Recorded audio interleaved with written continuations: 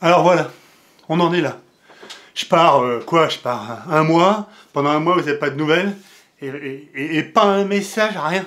Oui, je pose avec une création. C'est mon côté, t'as vu, elle est belle. Ah oui, donc un mois, rien. Hein, on se va pas, alors, tu vas bien? Est-ce que t'as besoin de quelque chose? Est-ce que... Pourquoi il n'y a plus de vidéos? Ah nom de Dieu. On n'est pas grand-chose, hein. Non. On disparaît vite. Alors, qu'est-ce qui s'est passé en un mois? Déjà, je le rappelle, c'est ma première guitare. Hein. Donc, si tu veux, calme-toi, déjà. Je vais pas faire ça comme ça. Tiens, voilà. Nouvelle CNC, il a fallu que j'apprenne, il faut que j'apprenne encore tous les jours. Et j'ai eu des déconvenus, bien sûr. C'est-à-dire que, comme tu as vu dans l'épisode d'avant, tu vas le voir, si tu l'as pas vu, c'est celui qui est avant, là, qui remonte à un mois. Hein. Eh ben, j'avais modélisé la guitare, la Ice Troyer, sur Fusion. Mais Fusion, j'en suis revenu. J'en suis revenu, déjà, discussion donc avec d'autres professionnels, dont Guitare Saint-Georges, je vous invite à aller voir sa page, qui lui me disait, il fait de très bonnes guitares d'ailleurs, et me disait, moi je passe pas par Fusion, il y a des problèmes avec, déjà c'est des beaux salauds, parce que il semblerait qu'ils te laissent se servir de leur logiciel gratuit, et qu'au bout d'un moment que tu as bien bossé, ben, ils te le bloquent et te disent « Ah oui, mais c'est plus gratuit maintenant, c'est payant, argent !» Il y a le fait que ça soit tout stocké sur le web, dans un cloud, et que moi j'habite dans un coin, on va en reparler, mais voilà. Donc bah, Internet, c'est pas super fluide. Et surtout, le problème, c'est que les objets... En fait, Fusion, faut pas sortir de Fusion. Si tu veux Fusion, c'est un petit peu comme ta première copine. C'est-à-dire que faut pas en sortir. Parce que quand tu sors, c'est là que tu vois qu'il y a que des problèmes. Tu vois ce que je veux dire? Voilà. Ben là, c'est comme Fusion. C'est-à-dire que si tu restes en Fusion, ça va. Si tu utilises leur cam, leur process pour faire l'outillage, enfin les parcours d'outils, ça va. Mais si tu as la malheur de sortir de Fusion, bah, ça génère pas des objets 3D terribles et surtout les courbes sont dégueulasses. Enfin voilà, bref. Donc, il a fallu que j'apprenne Rhino. Donc, sur les conseils de Guitare Saint-Georges, il a fallu que j'apprenne Rhino. Donc, il a fallu un autre logiciel à apprendre. Et Rhino, il est pas simple. Hein. Il est pas simple, mais par contre, maintenant que je commence à être un peu à l'aise dessus, c'est une merveille. Donc, du coup, oui, il a fallu que je réapprenne ça. J'ai eu quelques merdes, du coup, avec les parcours d'outils. Et puis, il se passe donc un dernier truc, c'est que moi, j'ai pas de Leroy Merlin à côté de chez moi. J'ai un Weldom tout pourri, où j'y continue à y aller uniquement parce que la vendeuse est mignonne. Mais sinon, il n'y a rien. Donc, c'est-à-dire qu'à chaque fois que je commande quelque chose, bah, généralement, j'ai 4 jours dans le cul. Mais comme en France, on a des week-ends qui démarrent les jeudis soirs et qui finissent les mardis matins, ben, quand tu commandes des trucs, souvent, c'est une semaine dans le fion. Oh non, c'est 4 jours pour être sérieux, mais bah, t'as vite fait, tu commandes une petite dizaine de trucs, parce que tu sais pas, tu découvres c'est tes problèmes, ben, tu te prends une petite vingtaine de jours dans le fion, voilà, donc j'ai passé mon temps à attendre des commandes bloquées. Mais, toujours est-il que ça avance, la guitare est faite. Maintenant, pour l'épisode numéro 3, il ne restera plus que où j'en serai. Je pense qu'à mon avis, je vais donc la peindre, et après l'électronique, le test, enfin voilà. C'est parti, je ferme ma gueule pour l'épisode, voilà, format d'épisode assez pompé, Jean-Yves le doc. Je vais trouver un autre format parce que je trouve ça assez pompé, Jean-Yves le doc. Donc je trouverai un autre format où je ferai peut-être l'hélicoptère avec ma guitare. Ah, t'as cru que j'allais être vulgaire? Non, je ne suis pas que vulgarité.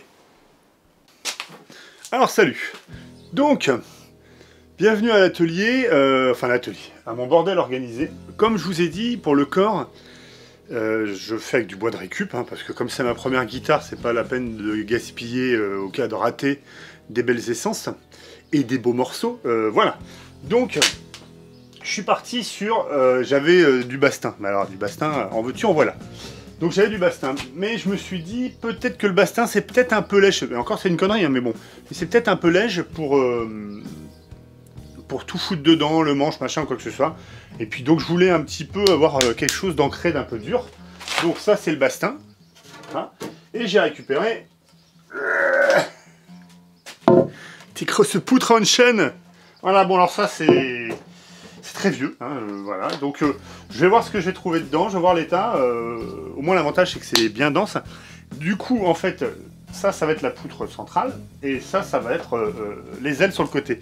Mais en faisant le plan, je me suis rendu compte d'un truc, c'est que la guitare est rentrée dans une planche de 600 par 500. Or, c'est pas complètement centré, elle est très asymétrique comme guitare. Donc ça veut dire qu'il me faut un bastin de 180, un bastin de 210 et ça au milieu qui fait 110, hein, qui fait en gros un tout petit peu plus que la largeur des micros. Voilà, puisque c'est ce qu'il y a de plus large, ça fait 90, c'est un micro, donc tu vois, ça laisse 20 cm, enfin 20 mm autour des micros. Voilà, donc ça va être le but de faire ça, donc je vais devoir débiter ça. Là, j'ai juste une contrainte qui est assez forte, c'est qui fait à peine plus que 40.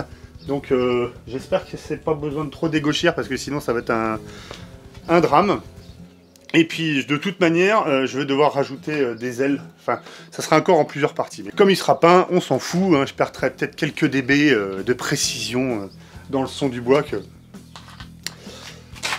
Bon, je vous débite ça. Ça sert à rien que je vous emmène là-dedans. Et c'est parti. Les bastins sont devenus... C'est bien, là, c'est... Voilà. Alors, ben, c'est de la récup. Hein, donc, il fallait que je puisse conserver les 40 en épaisseur. J'ai un tout petit peu plus, j'ai 40,5 parce que à la fin je mettrai un petit coup de plat sur l'ensemble de la guitare.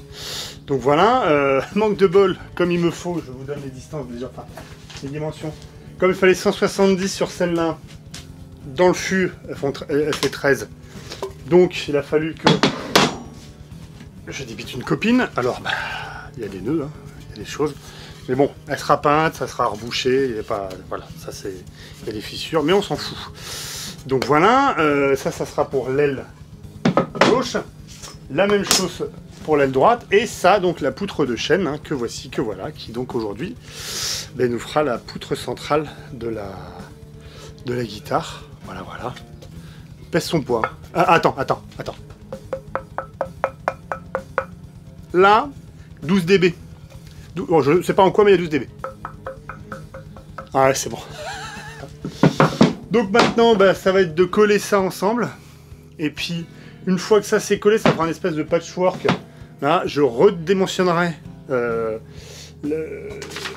la planche extérieure. Enfin, voilà, je redimensionnerai ça, je le passerai. Et là, on attaquera enfin l'usinage. Voilà. Donc effectivement, le bois de récup, c'est bien. Et ça demande du boulot. Voilà. Donc vous avez vu, chêne, les bastins, voilà, c'est pas la même parce qu'effectivement le corps qui donc est dessiné comme ça, va donc ici, voilà, ça en gros, hein, voilà, vous avez vu, il se positionne comme ça. Donc voilà comment ça va se faire. La machine est calibrée au point 0, en bas. Alors c'est toujours un grand moment pour calibrer des machines PCM quand on a un retournement à faire de pièces. Donc le plus simple, ce que j'ai fait, c'est que ici, je vous donne un peu de combine, en faisant le martyr, j'ai laissé la marge ici, donc la pièce elle vient buter contre ici l'axe des X qui est donc parfaitement droit pour le coup, et je calibre le point 0 avec ça. Attendez, voilà, avec ça. Et je viens calibrer le point 0 avec ça, j'enlève l'outil. J'ai depuis progressé sur ce point-là. En fait, je t'explique pourquoi je calais avec ça, car je n'ai qu'une fraise en système métrique de quart de pouce, en 6 pour défoncer. Entre temps, j'en ai rentré une de 8, de 8 mm. Or, la bonne technique en fait pour caler un point 0, c'était pas forcément celle-là. C'est pas mauvais, mais c'est pas super précis. La bonne technique, c'est comme j'ai envie de vous la montrer, de toucher avec une feuille et de l'enlever quand la feuille est bloque, c'est que vous êtes donc au 0. Mais ça marche aussi sur les X et sur les Y. C'est-à-dire qu'en gros, j'approche la fraise et quand elle bloque sur le côté que je tire, voilà, donc je relève et après je rajoute la moitié de la fraise pour avoir donc si c'est une fraise de 8, je rajoute 4. Fait 4, et donc en faisant ça contre un bord, ça sur le dessus, j'ai vraiment un point 0 précis. Voilà, c'est la seule astuce que je te donnerai là. Pour le reste, tu te démerdes tout seul. Et je remets l'autre outil et au moins j'ai un point 0 qui est vraiment au point. Voilà, comme la pièce est bien dimensionnée, puisque je l'ai dimensionnée elle-même avec la CN, on a une pièce qui est bien dimensionnée avec un point 0 qui est parfaitement au point. Donc la tolérance est acceptable. Voilà.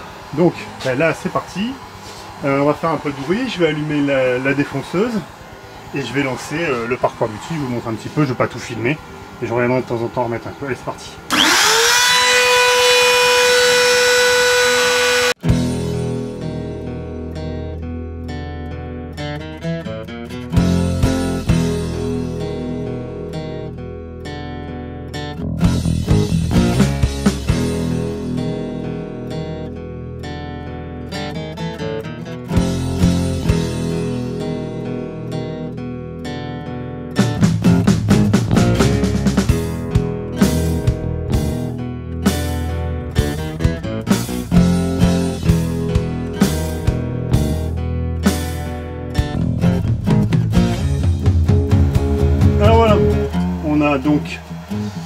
cavité de fait et le contour, voilà. Alors moi ce que j'aime c'est que les cavités sont parfaitement ajustées. Voilà, ça c'est la magie. Alors je mets de l'autre sens parce que comme je peux pas passer le câble, ça rentre pas. Voilà, le micro il rentre au poil de cul près. C'est magique, c'est voilà, ça c'est beau. C'est beau, c'est magnifique. Et le micro-manche, lui c'est pareil. Micro-manche, pareil, au poil de cul près. C'est splendide, c'est ajusté au poil. Oh, j'adore ça. J'adore ça, il n'y a pas de jeu, c'est splendide. Donc voilà. Sachant qu'il y a après voilà, les congés qui vont être faits ici, enfin tout le long. Donc ça c'est demain. Parce que là il est tard, il faut que j'arrête. Voilà. Ça c'est demain, le parcours 3D sur la face. Et on retourne et on fait de l'autre côté. Ça prend forme, je vous montre ça de cet angle-là. Voilà.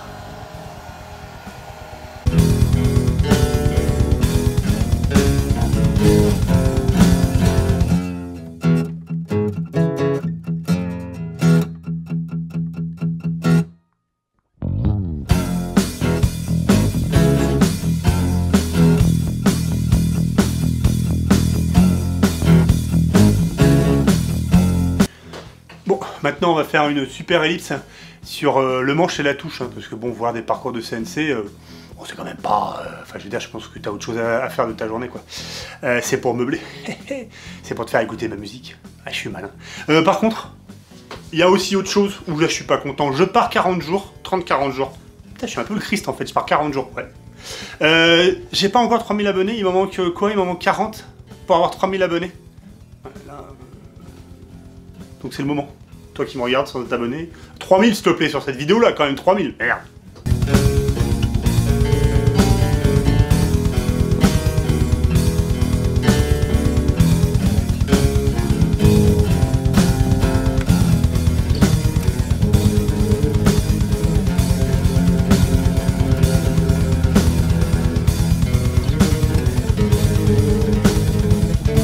Là, comme je viens de montrer là, j'ai passé le corps à l'époxy, on voit ça brille, c'est en train de sécher, ça permet de boucher tous les trous, des choses comme ça, voilà.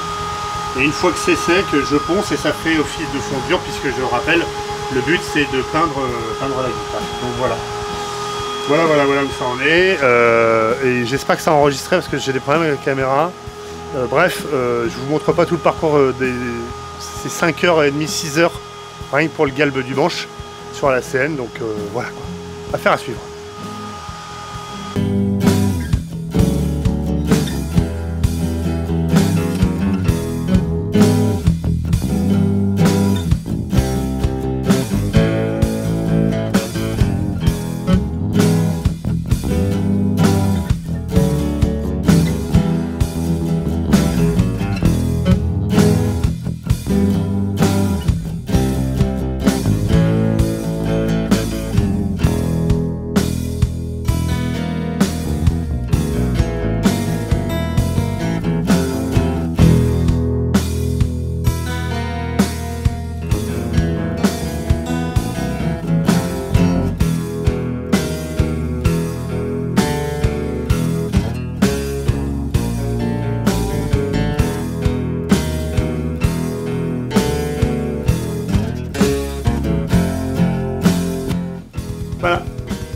Voilà, c'est tout.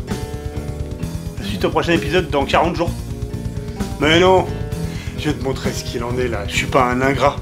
Un ingrat, c'est quoi? C'est Passepartout qui a pris du poids? Je sais pas. Alors, le corps. Le corps. Eh bien, le corps, le voilà. Gras, suave, tout comme on aime. Voilà. Donc, le corps est là. On a ça. Donc, je t'avais dit, j'ai fait les congés à ces endroits-là. Voilà, on a le galbe ici de confort stomacal, mais vu le mien, j'aurais dû faire un confort stomacal qui démarre de là, qui finit là. Toute cette surface de vide pour avoir du coup quelque chose de normal. Je veux pas dire léger, mais de normal. Donc voilà, tu as cru voir, effectivement, regarde, il y a un petit coup de cinto, de pâte à bois. Bah ouais, il y a eu des problèmes de parcours d'outils. Regarde, ça, la fraise. Elle a planté, la machine a trop tapé dans le chêne, elle est tombée dedans. Mais bon, ça va être peint, c'est une première, c'est fait pour progresser, voilà. Donc le corps est là, le corps est fait. Et le manche est ici. Avec un beau fluo, le fluo. Et puis fluo sur la tranche, quoi. Fluo sur la tranche, voilà. Donc le corps est là, tu vois, voilà, ça brille de mille feux. Il faut que je nourrisse la touche palissandre parce que là, bah, elle est toute sèche, hein, c'est pas terrible. Donc tu as vu, on a un galbe de manche qui est vraiment quelque chose de plat, très plat, très carré. J'aime beaucoup, moi, j'ai toujours trouvé qu'il les faisait pas assez plats, assez carrés.